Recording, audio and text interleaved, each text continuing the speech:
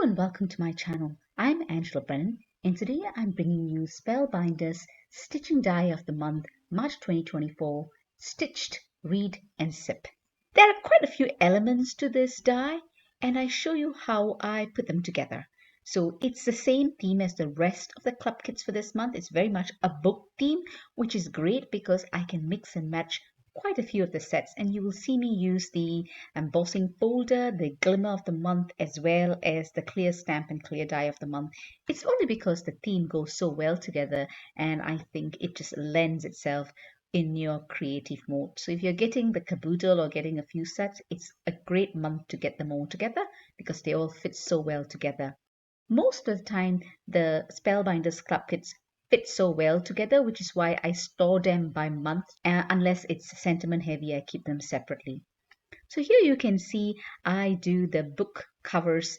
I put the dies together to get the top part, and I take the die separately to get the background. And you can be quite creative with that. And you do the same with the cup.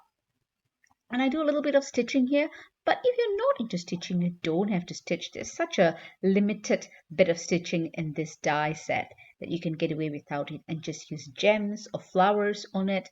So you don't have to stitch, but you know me, if there's stitching, I'm gonna do it. I do 4 cards here, and I try to do slightly different ways of putting the cards together, different compositions if you like, but using the main die as the stitching die of the month. The hardest part for me when I created these cards is coming up with the color combinations. So I do die cut a lot and I don't show it to you, but sometimes when I put the colors together, they just don't go together. So if you've got paper pads or that go together in colors and match the colors together, it's quite useful. So here I use the Paper Boutique Sweet Treats as well as the Paper Boutique Summertime Blooms. It's a colored card collection, and what I like about it is the colors will go together quite well. So it's really handy when you do die sets like this, when you want the colors to match. I just find it handy. When there's so many colors involved, I use the DMC metallic thread to do some stitching. Now metallic thread is harder to stitch if you're a beginner. If you're a beginner, I would say use cotton floss to do your stitching because metallic thread is harder to get the right tension when stitching. I'll show you 2 ways of doing it.